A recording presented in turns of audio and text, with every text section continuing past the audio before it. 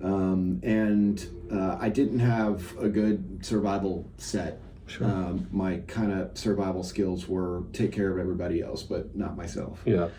And that kind of mental health crisis was met with canines and a taser and the mental health pod at the Alachua County Jail, and ultimately a what is known as a million-year judge. These Right. judges that want to give out 1,000,000 years before they leave the bench. Right. Which we understand is something that happens time and time again, not only in this community, but around the state and around the country. Yeah. Whether it's you're being coerced into taking a plea because the state wants to avoid Sure. taking things to trial, or whether you just have a really punitive judge, or first responders aren't what they should be. Any of those areas could be better and can be better. Sure. And can be more compassionate. And so I did time in the Department of Corrections and came home and realized I didn't want this to happen to other people, and that people should be able to hear this story, and that I'm not the only one, that I'm not an aberration. Right. And so I am the volunteer coordinator at Grace Marketplace. I'm also an advocate there, so a local homeless shelter. So I'm able to Wonderful help people. location. Yeah. Able to help people through that. And then last year I was awarded a fellowship, very lucky to be a part of Community Spring. And basically Community Spring kind of flips the nonprofit model on its head. Rather than solving problems from the top down, they take impacted people and let you design your own campaign. Which is the way it should be, really, Yeah. right? I mean, if you really want to work with impacted people, they need to lead the way. Right. And, I'm glad that you see that, and I think that a lot of people are starting to see the value of people with lived experience and impacted people and peer support and that kind of stuff. But as I kind of was researching this year's campaign, which I'll talk to you about in a second, I noticed at the institutional level, at the government level, people are realizing that we have a problem with our carceral system. Sure. They are realizing that mental health and trauma and addiction are at the core of that. But there wasn't impacted people in any of those rooms. Correct. And I just found that pretty glaring. So that's one of the missions of our campaign. So our campaign this year is called Links Not Locks, and it basically sits right at the intersection of mental health and the justice system. And how did you develop that program? With my partner, Kenji Roker, former other also fellow, and he and I basically talked about what we thought the gaps were in this community and what affected us personally. And kind of like, when you're dealing with mental health and addiction and the carceral system, the justice system, that's like a huge problem, right? So how do you boil it down to like what we could actually tackle? Right. And so basically, kind of what we came up with was finding ways to support and expand programming for mental health and diversion. Sure. So reimagining what our first responders do. A recent study showed that 25 to 40% of our 911 calls don't need to be met with police. Correct. They need to be met with mental health professionals. So Right. the co-responder program and the paramedicine program, people that are doing it the right way, but are operating off of scraps, right? Yeah. And how do you support them? How do you find other people that can work with them? Changing hearts and minds for the local community about what a mental health and addiction crisis should be met with, because often people just say, let's call 911. Right. And then it escalates, and I see this where I work all the time. Fortunately, we have staff that are really compassionate and operate from a trauma-informed spot, but sometimes they go, well, what do we do here? They can't be here at Right. a shelter. There's nowhere else to take them. The crisis stabilization unit is full. Right. The only option is for us to call, the police. Right. And so what ends up happening is someone goes to jail. Usually they're indigent and can't afford probation fees. Now you send them to prison, and then they come home re-traumatized, and we just start the spiral all over. It's a nasty cycle. Absolutely. Yeah, and we have stories here locally of officers responding to scenes where it clearly was mental health, and the outcome, has been deadly Right. at times. And I think that there are some attitudes that are shifting. I see people that are willing to go the extra mile, but getting attitudes shift, getting people to be crisis intervention trained, that's a long road ahead of us. And I think what we can do in the immediate is support the people that already are there, Sure. and have a robust mental health support. Paramedicine program run by Gainesville Fire Rescue really does it the right way. I mean, they show up to all these overdoses, but they don't just show up once. They show up over and over and over again. They do follow-up services. They do wraparound care. And so what does that look like? The co-responder program run by Meridian currently only has 6 co-responders that ride with an officer. And they respond and really pride themselves on being able to divert someone from jail. But we have to look deeper than that and say, okay, are they being met with services? Are they being met with services that they can afford, or they have transportation to get to, or that are effective, right? Right. We recently did a focus group. Mainly, it was impacted people that have been impacted by mental health and the justice system, Black and brown communities. And, we asked the question, how do you talk about crisis in your community? And we got some really pointed answers. And the through line was, we don't talk about mental health and addiction in our community. Right. A lot of people are going through stuff and you don't want to burden them. You just have to stuff it down to a deep, dark place to get through the day. Yep. Suck it up, buttercup. Absolutely, right? And then that is met by further trauma over and over and over again. And then eventually some sort of implosion somewhere along the lines. That's met with the justice system. And then they come along and they go, okay, our answer is 12 steps. Or go talk to this clinician that doesn't look like you, doesn't sound like you, doesn't come from your community. Exactly. That you had to take 5 buses to get to. And by the way, as we're asking you to do this, you have to do it perfectly. Correct. If you make a mistake, you're screwed. You're going to prison, right? And so that's just not an effective way to deal with people's trauma. Right. Right. So. Yeah. I mean, in my experience with that is very similar. Is that we've been trying to find clinicians to work with certain populations, but it's difficult because you do want to find somebody that looks like them, that has similar experiences, maybe not exact experiences, because that really matters to that population. And the stigma many times in certain populations is related to mental health. It's just, it's overpowering at times. And so we've got, the county does the community health worker program, and so we are hiring a community health worker, and the goal for us is to train that individual to go out into the community and to do workshops and education about mental health, about crisis, resources that are available, to help maybe limit or minimize that stigma, but to specifically work through the churches, as a tool to overcome that. Absolutely. Because I think that's sometimes where we get the most resistance. In fact, there's an article I read yesterday that somebody said, is talking about pastors. Pastors need to go to mental health, and the response they got from others was, if you're a pastor who needs mental health, then you don't need to be a pastor. The same thing with men. If you're a man who needs mental health assistance, then you're not really a man. Right. If you have feelings, you have emotions, you're only allowed to show anger. Everything else you stuff down because that makes you somehow less than a man. Absolutely. And that's that toxic kind of masculinity that we're trying to overcome. But so it's a difficult task, and so y'all have undergone this extensive kind of research period where you've done these focus groups, which I'm amazed by all the work that y'all are able to do, and I'm sure with very limited resources and support.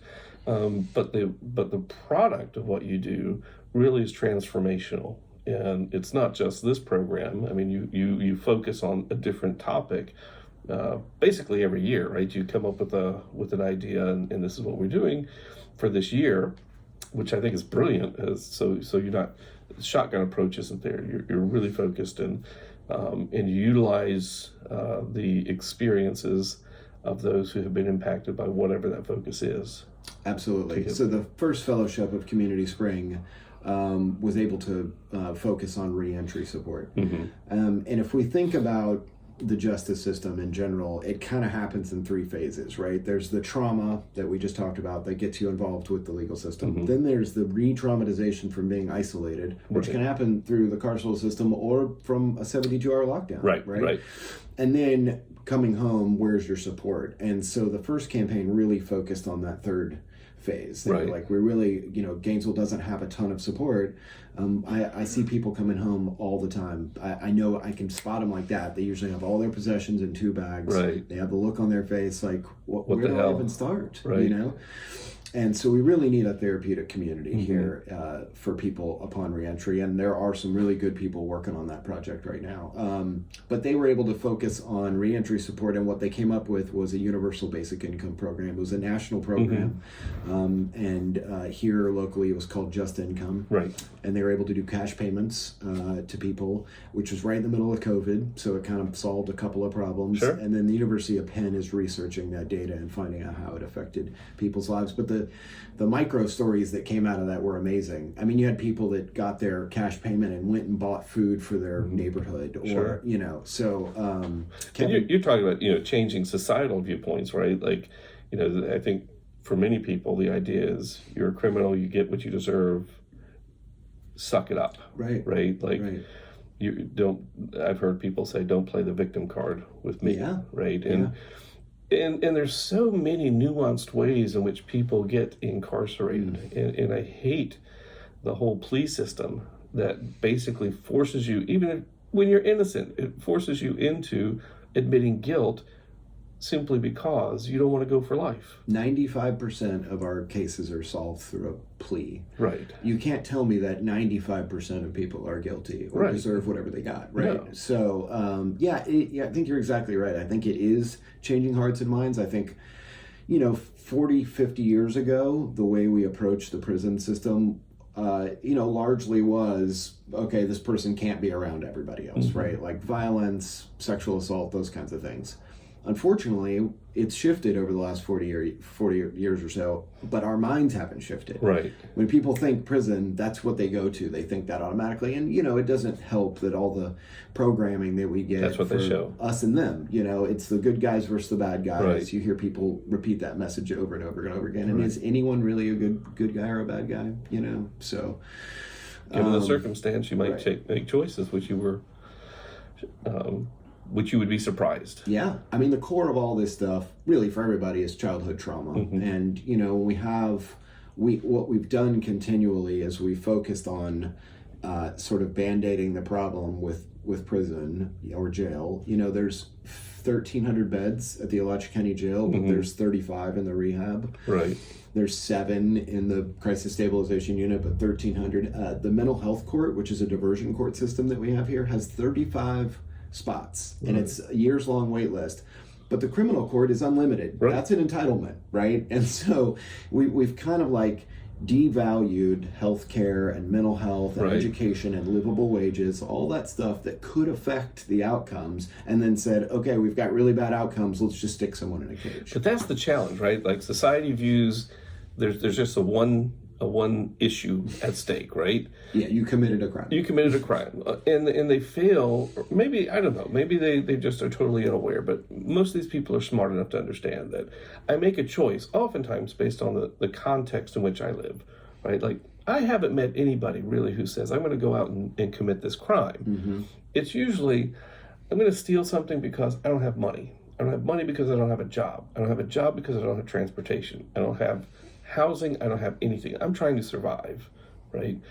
And rather than fix the systemic issues impacting what motivates or impacts people's criminal activity, if you will, is that they just want to fix this person rather than recognize that I'm participating in a system which perpetuates the criminal justice system. Yeah, I just addressed that in a blog I wrote that'll be up at our campaign page shortly. I don't think we like complex and messy in America. Right. You know, we like one size fits all, you know, stuff that fits on a bumper sticker, like black and white. We don't like, and these are complicated issues that have like generational trauma behind Exactly. them. So, yeah. Yeah. And that, you know, that flows from the very top, right, to I'm Mr. Law and Order. Right. This is how it's going to be. Right. All the way down sometimes to the very bottom. And it is messy to deal with the systemic, the complex. But until I think we as society do that, we're just going to keep doing the same thing over and over. And I think that's the wonderful thing about what you're offering this community is let's think about it differently. You know, it's not simply this. It's attached to all these other things. Mm-hmm. And I think that's the healthiest way, the most recent way of doing it. But getting political buy-in sometimes, well, not locally. I think you can get the political buy-in locally. It would be the state level and the national level would be very difficult. And we do focus our stuff on Alachua County and Gainesville. Mm-hmm. And hopefully we're working on projects that eventually hit the statewide level, right? Like recently came across these peer support networks that are being built in Gainesville. Like I think only half at Meridian are full. There's 3 at the county level, one that could be a peer specialist that goes into the jail. None of those are filled. Sure. And when you look at the requirements and you look at the background checks, nobody's going to be able to. Right. We've said we need people with lived experience, and by the way, your lived experience discounts you. Right. And so there's something at the statewide level that can be shifted so that we can make the appeals process easier. And that reminds me, I need to put you in touch with somebody that I just met. You probably already know them, but I'll send you their name because they were doing the peer support kind of thing in the criminal justice system. Oh, great. Locally. So, and she's starting her own nonprofit, but that's a whole other. Fantastic. That's a whole other podcast. Yeah. So I probably know who you're talking about with Out of Harm's Reach. Is that the name? Harm Reduction Group. They do a lot of great work, by the way. That's not it, I don't think. Anyway, I'll figure it out. We can figure it out later. Speaking of which, just went to Friday. Really interesting here.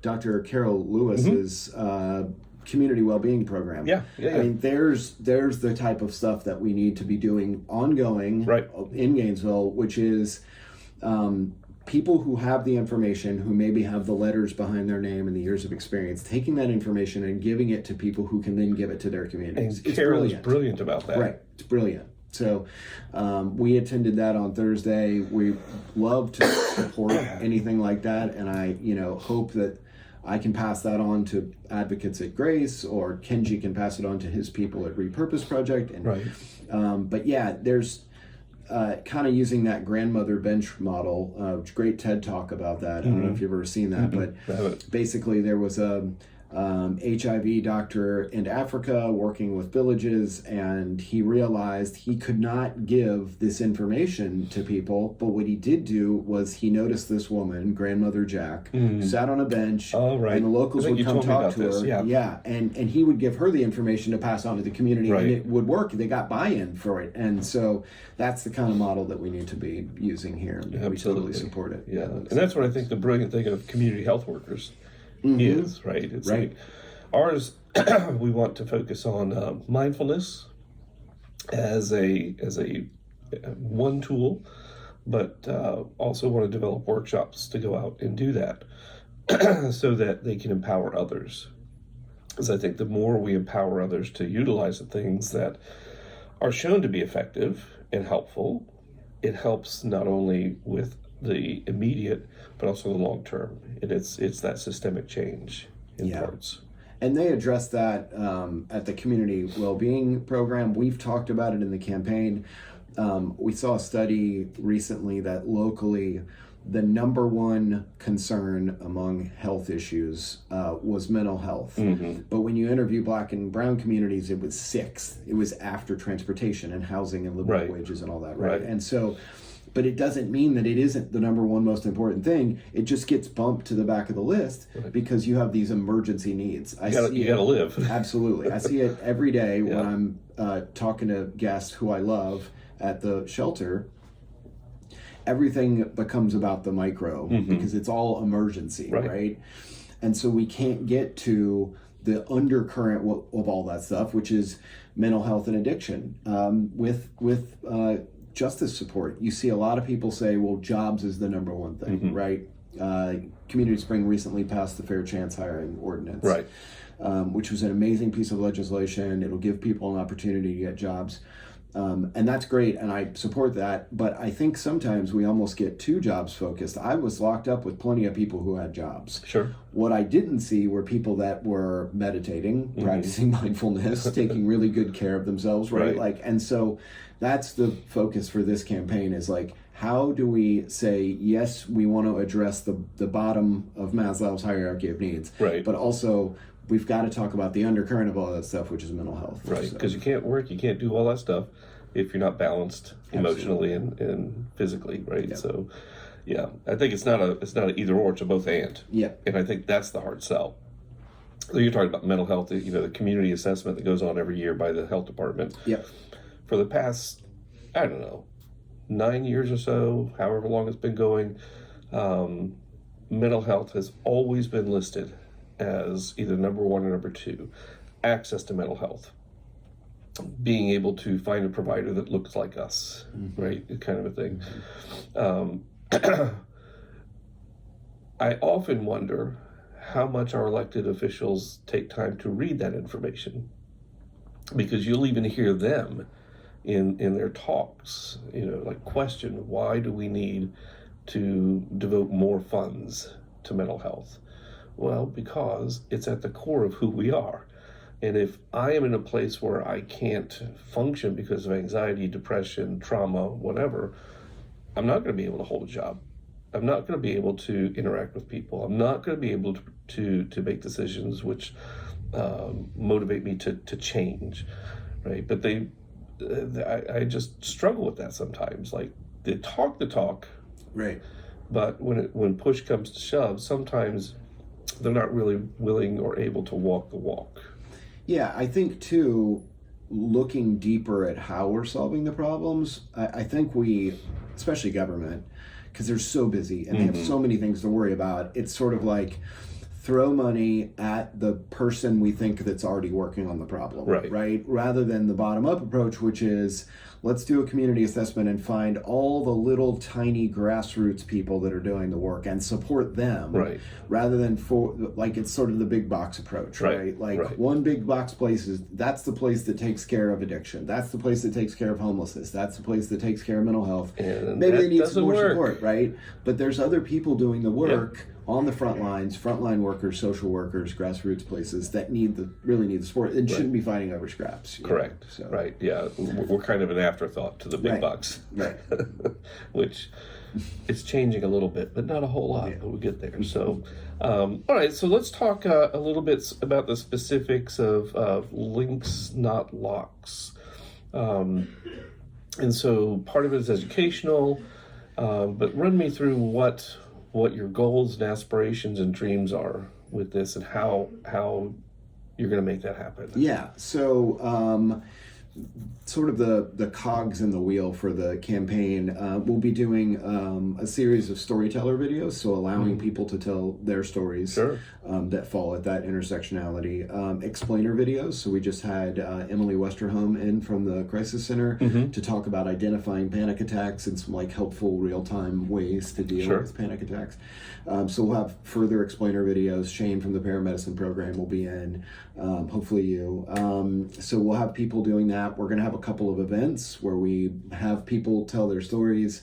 We'll have some art featured, so some art therapy, horticultural therapy. We'll have people tabling at those events, so hopefully connecting social workers to each other, so we're not operating in silos, and connecting people with lived experience to social workers. Longer term, we'd like to see impacted people at every level of decision making. And so we're starting to make some inroads there now. We're going to form hopefully a collaborative where we can have social workers and impacted people in the same room at the same time. Frontline workers who often are doing the work, but they're doing it for $15-16 an hour, or they're doing it grassroots and on a no strings budget.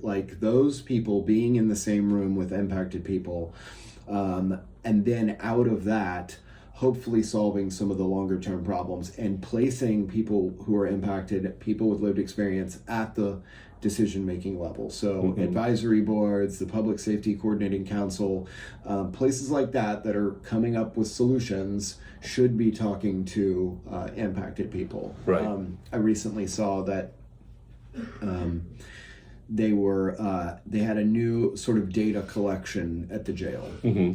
People come in, they tell us what's going on with themselves, and then we're able to connect them to services, hopefully. And we have a new way of collecting that data. And I was in the room listening to this, and I was thinking to myself, if you had had an impacted person at any level of this, they could have told you, you're not going to get good data when people are coming into jail, right? It's a terrible time to get it. Terrified. Yeah. They don't want to go to HPOD. They are scared to get further charges. They're scared to have their children taken away.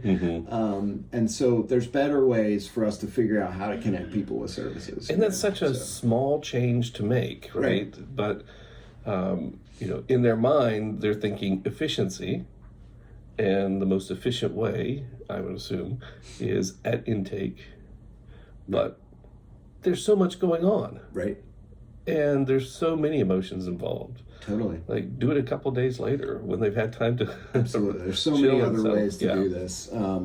But yeah, so storyteller videos, explainer videos, art, our own stories, and then trying to train people to be at the decision-making level, robust support of peer support networks, and finding out places that we can promote and support those networks. Those are like some of the key ways that the campaign is going to be focused. And, like you mentioned, these campaigns that we do at Community Spring, they are for a year. But the previous two campaigns have offshoots where people are still working on stuff long after the campaign. Right. So the second campaign was about affordable housing, and you saw some recent moves about affordable housing. And that was largely because they were able to change the conversation about what affordable housing actually is and who's actually affected. So we're hoping that the carry on for Links Not Locks will be long afterwards, where we can be in the same room with impacted people and keep getting information like we did with the focus group and connecting them to people who can make those decisions. Reentry support community, so people have somewhere to come home to. These are some of the fixing the RTS problem is another long-term problem.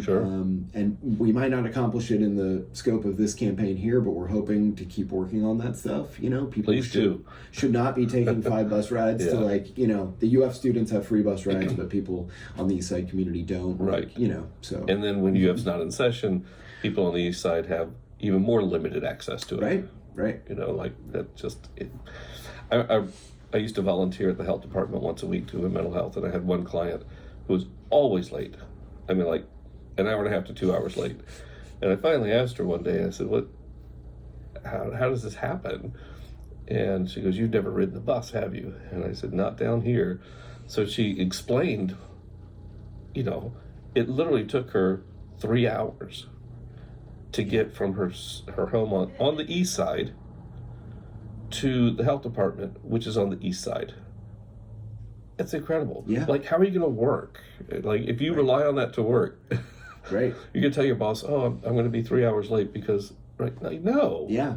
And, take sort of like everything that we've talked about to this point, generational trauma, pushing stuff down to a deep, dark place, stigmas, being afraid to be isolated, locked away, all those things, and then kind of put that through the prism of, okay, now we want to connect you to support and resources. You got to take 3 hours worth of buses to get there. Do you really think it's going to happen? I mean, one of the things we see with our guests at Grace is that people get isolated out there, and then they miss 3 appointments at their mental health provider, and then they're exited from that program. Now they don't have their medication.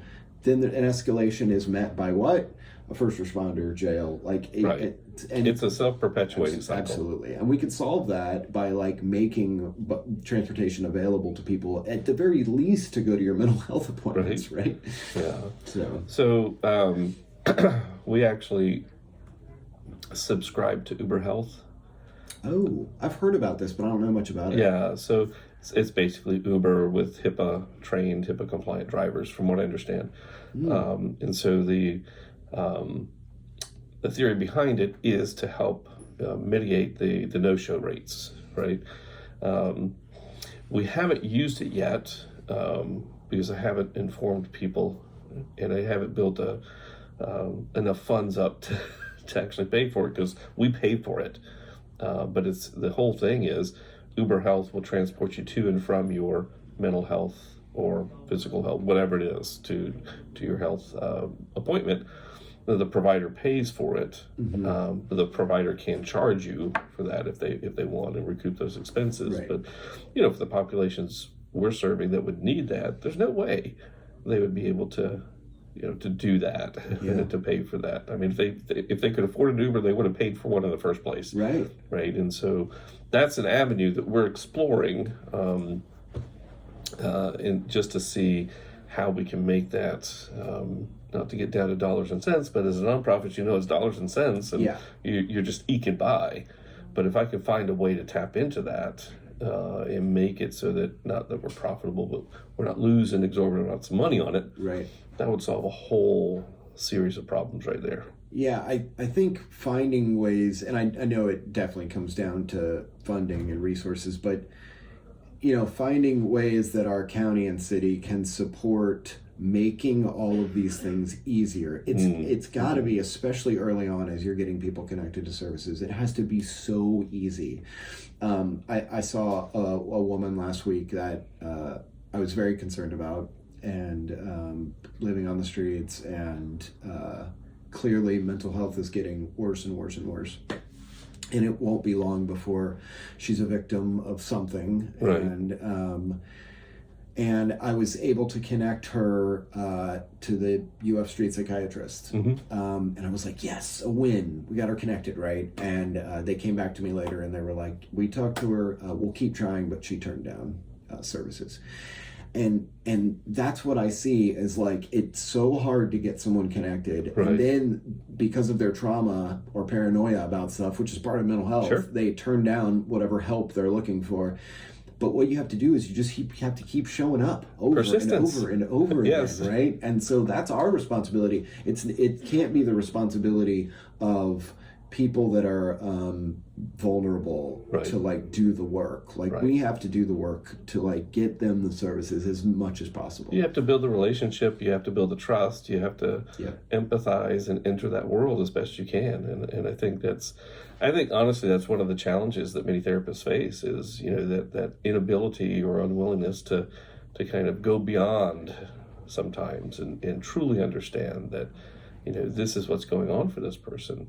And so it may mean that I have to do X, Y, and Z, because, from a mental health training perspective, we're taught don't go beyond those boundaries, but sometimes those boundaries are prohibitive to getting this person the services they need. And so sometimes you have to push a little bit without violating law, of course, but it takes an awful lot to do. So, but I'm glad to hear that the street psychiatry is still going on. I thought it had stopped and was no longer in existence. Yeah, they work with our street outreach team, which, by the way, the collection of, and this is at Grace, not Community Spring, but the street outreach team is a collection of, like, the most amazing humans I've ever seen in my life. I mean, they go into encampments and often dangerous situations to, like, figure out how to meet people literally where they are. Yeah, so, fantastic. Yeah. So, we talked a little bit about funding and that sort of stuff. So I'm assuming if you're like many nonprofits that you welcome people to donate and donate generously to your nonprofit. How might they do that, and what are your needs? Yeah, so people can find us at Community Spring, that's csgnv.org. Our campaign page is up there, Links Not Locks. And so our blogs will be up there, where we're going to be doing events, the storyteller videos, all that stuff is up there. And there's places at csgnv.org to donate, for sure. I think we're working with Cassava and Rye, local artists, to do a t-shirt fundraiser. So they're going to do some art that's representative of Links Not Locks. Sure. We do, and I don't want to speak out of turn. Max and Lindsay, our directors, know a lot more about this than I do. But Sure. we do. We only accept like public funding. We don't. I mean, private funding. We donors, that kind of stuff is, and there's a reason for that. Like we don't want to get tied up at the institutional level Right. and not be able to like say the things we want to say and make the Understood. moves we want to move. So we Yeah. definitely rely on donors and volunteers to come to support what we do. And are there ways that folks can support by volunteering with y'all? No, not right now. But if you do reach out to us, there are ways we can get you plugged in for the campaign. For instance, if you're somebody who's been affected by mental health and you want to tell your story, you'd like to be a part of our upcoming series or our events. If you are an organization like I said, we've talked to Out of Harm's Reach and you and Paramedicine Program, the people that are out here doing the work. Mm-hmm. If you're an organization that wants to lend a hand, or recently I had a therapist reach out and say that she wanted to donate an hour of her time a week to talk to our guests at Good. the homeless shelter. So if you want to reach us that way and volunteer that way, we definitely would like to talk to you. And you can reach me, lscott@csgnv.org. You had to think about that, didn't you? Yeah, tripped up on my letters there. Good. Well, anything else that you want to make sure we get out into the public? I mean, y'all do so much. It's incredible. Yeah, I think that's it, except, I think the message that I want to keep coming back to is thinking about all of the ways, whether it's the Alachua County Crisis Center or the Gainesville Counseling Center or the Paramedicine Program, which you can call. Don't have the number in front of me, but what are all the ways as a community, as a family member, as a friend of someone that is going through crisis, that I can avoid calling 911, Yeah. right? Now, Yeah. obviously, if it's an emergency, you have do to call it. 911, Right. right? But like being able to articulate that to someone, to the dispatch, in a way that says we need mental health and addiction support, we don't need to escalate this. Right. I think that is a core message, and that we really look hard at ways that we can support community organizations that are doing this kind of work. Yeah, For sure. absolutely. Well, I am just impressed with all the things that y'all do at Community Springs and for this program. And We feel the same way about you. I got to say, part of our project was doing like a little, I'm going to be putting a blog out about this, but doing how easy is it to get connected with services, kind of a survey, right? And, I think back to my own crisis. And a lot of people would just say, well, why didn't you just check yourself in somewhere? Why didn't you go talk to someone?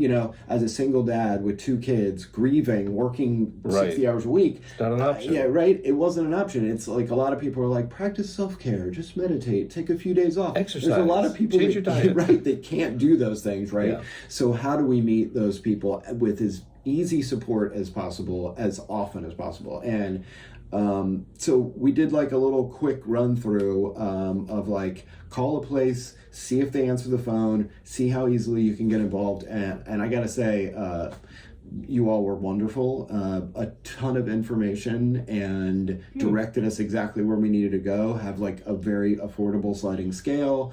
I think you have the grant program where you can get 8 free visits. Yep.